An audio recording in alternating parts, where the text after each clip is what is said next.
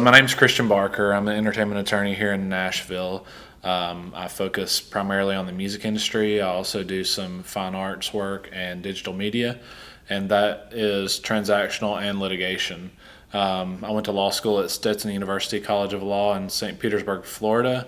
Prior to that, did two master's degrees, and my undergrad is in English. My masters are in environmental policy, which obviously is not very conducive to what I'm doing now, but I also have an MBA, which I do find to come in handy. And then I've been in Nashville for about 6 or 7 years doing what I'm doing now.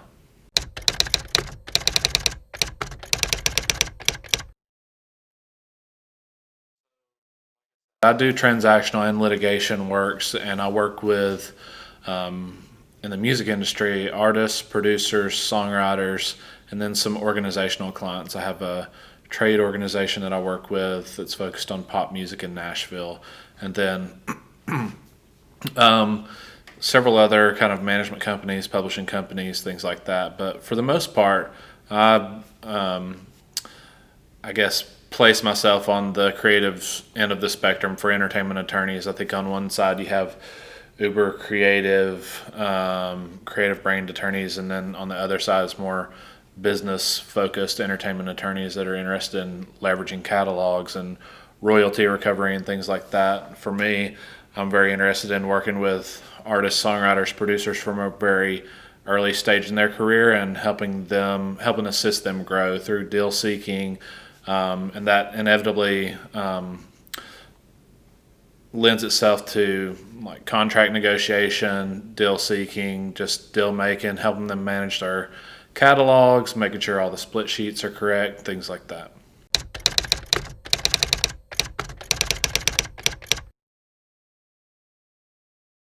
So when I meet with new clients, my new client onboarding process is very organic, I would say, in nature, and so a few things that I look for in taking a new client on, from at an early point in your career, if you decide to do entertainment law or anything like that, you kind of have to take on the clients that walk in the door, regardless of what the vibe is. But at this point in my career, I certainly place value on hard work, positivity, just energy in general.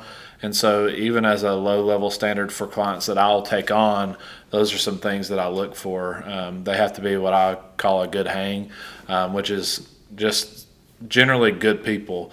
I like to work with good people that are positive, and that in and of itself kind of lends itself to success, in my opinion, or potential success.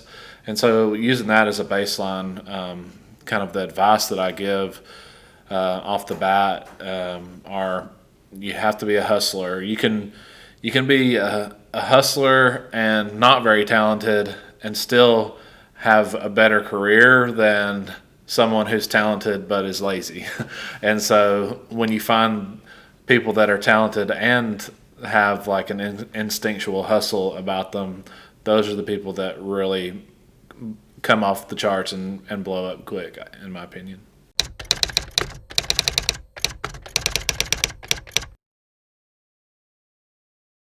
Well, from a baseline practical standpoint, until a songwriter, for the purposes of composition, until a songwriter is signed to a publishing company, if that's something they seek to do, they need to create their own publishing company in order to capture all of the royalties through the PRO that they can, because the PROs, the performance rights organizations like BMI, ASCAP, CSEC, they pay out the royalties to the songwriter for the songwriter share, and then the publisher for the publisher's share. But if you don't have a publisher, you have to create a publishing company to capture those royalties paid to the publisher share. So from a practical standpoint, it's technically a publishing company. Now, do you hold yourself out as a publishing company? Do you actually pitch your own stuff, or admin your works. I mean, that's really it really depends on how much action you have going on with your catalog. But from a practical standpoint, you have to create a publisher for yourself to capture all of the royalties through the PRO. That being said, there are some writers that sign publishing deals from an early on standpoint just because they have the right connection, or maybe their catalog's generated interest. And really, there's no one size fits all recommendation in my book. What I try to do with my clients is sit down. I like to hear what their goals are, and then we kind of reverse engineer from what their 5-10 year goals are, reverse engineer back to today, and then I advise them on what I would have them do to take the initial steps toward those long-term goals. Sometimes that includes, working with a publisher, like a brick and mortar publisher here in Nashville, or maybe a TV film publisher either here, LA, or somewhere else, or maybe doing other single song deals or things like that. It just really widely varies depending on the client and what their goals are.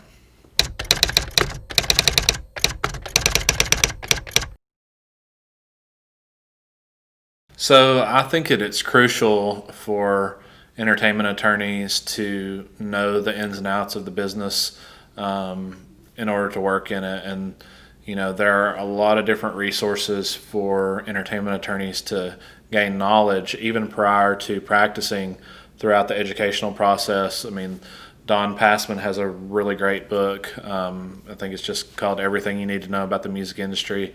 And that's kind of the gold standard for the music industry. Entertainment is kind of a broad spectrum. We have TV, film, some people slide sports into that, and each little segment kind of has its own like nuances. For me in the music industry, there were a lot of things that I was able to learn up front, but essentially you have to be a continual student of the craft, because in music things shift, and I know in the other entertainment kind of lanes things shift rapidly. And so even though I've been practicing 6 years now, in the last, and even in that time, the landscape from 6 years ago to today is completely different. So even if I was the most abreast on every single thing when I started practicing, had I checked out and relied on that, I would be out of date at this point. So it's just a continual evolution, and to be successful, you just have to love the practice and be an ongoing, continual learner.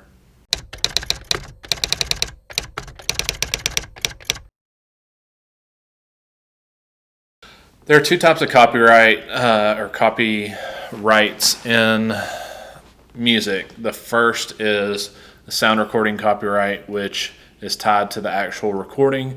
The second type of copyright is the composition copyright, and that's tied to the composition that was written. So usually things start out as a composition, and the composition is just the lyric and the lyrical melody, and then the musical components of the song. And then you have the sound recording, which is when an artist actually goes into recording studio or home studio and records the song, both instrumentation for the music and then the lyric melody. That's commonly referred to as the master. The master is the same thing as the sound recording, and the ownership of the master is the ownership of the sound recording copyright.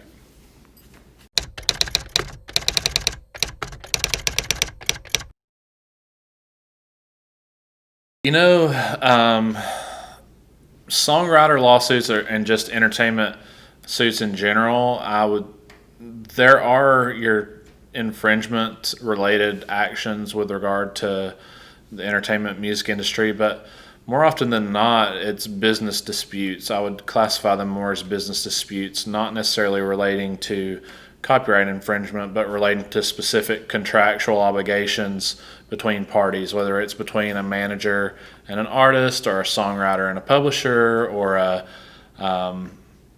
any contractual relationship that can be formed in the ongoing business practices in the music industry, I think that the most frequent litigation that I see is just business disputes related to contractual obligations that are not being performed correctly or are alleged to not be performed correctly.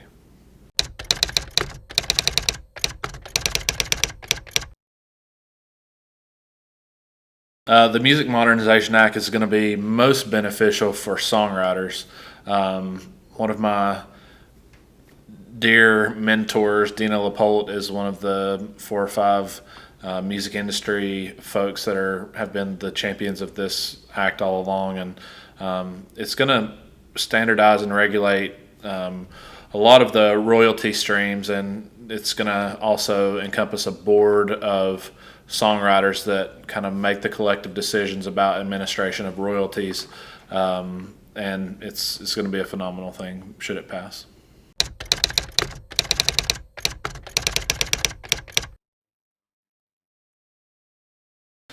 I think the top mistake that young entertainment attorneys make is really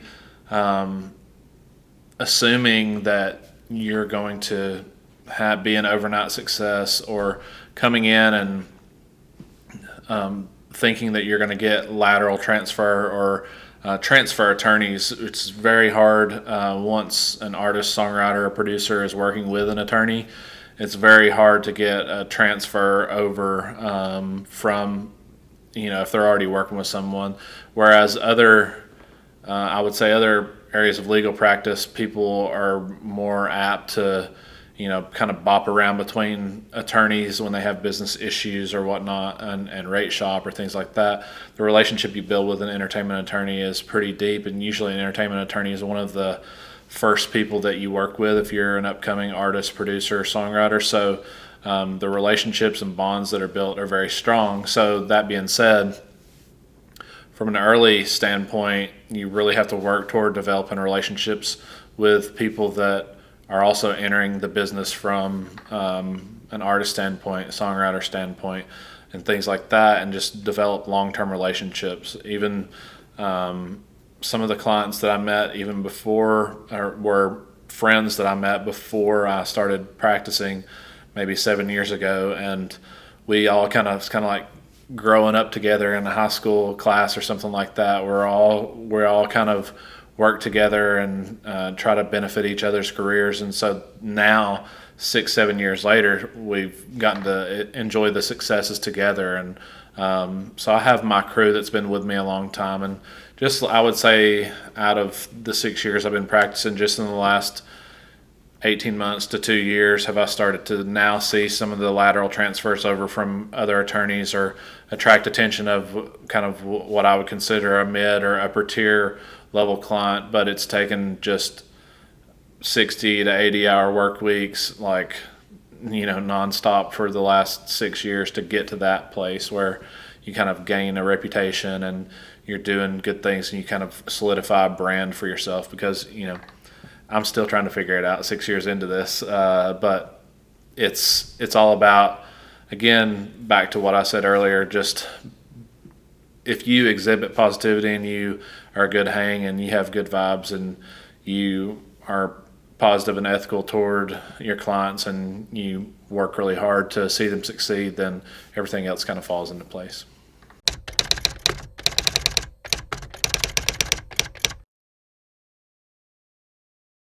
One of the things that is the most complicating, I guess, in the growing nature of the music industry are the regional business practices. Nashville, from a publishing standpoint and just in general, operates completely different than Los Angeles, and they both operate very different than New York as far as regional business customs. There aren't any laws on the books that regulate what the appropriate splits are in a composition when you have co-writers or things like that. But as the industry changes, you see a lot more intermingling of these writers. A lot of pop writers are coming to Nashville. A lot of European writers are coming to New York, and vice versa. We have a lot of European electronic dance writers that live here in Nashville and then tour in Europe. And so I think that the thing that I would change, if I could change anything about the music industry, was just more of an open mind when it comes to getting the end result that everyone desires from a contractual standpoint with regard to splits or any other area that there are regional business practices that differ. Just knowing that this is that globalization in itself is hitting the music industry at a rapid pace as well, and so just having that realization and being able to work toward pragmatic solutions toward the blending of regional customs.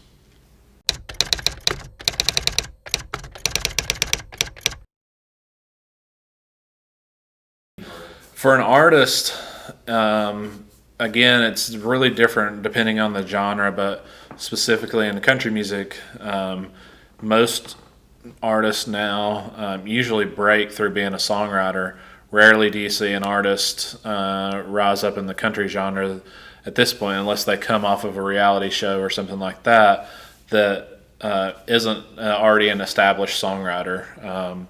Most of the people that have when they have their first hit, they will have already had 2 or 3 hits as songwriters with other artists performing them. And so really honing in on your craft as a songwriter if you're a country artist. If you're a pop artist, you really have a lot of lanes you can choose, especially, and also like a lot of other genres, Americana, folk, indie rock. I see artists more frequently break if they just want to be a recording artist and that's it in those other genres, but especially in the country genre, the songwriting craft is the core of an artist's success.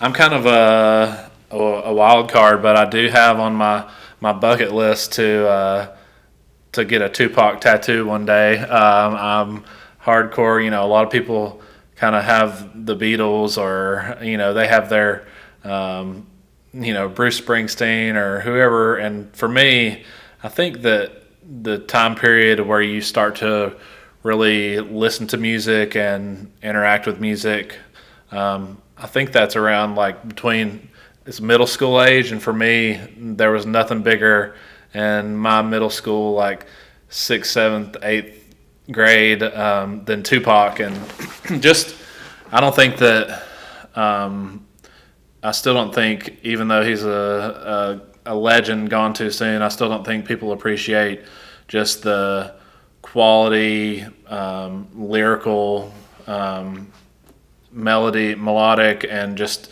general overall artistry that was in his craft. I think it's very still underappreciated, and I'm a huge Tupac fan, surprisingly enough.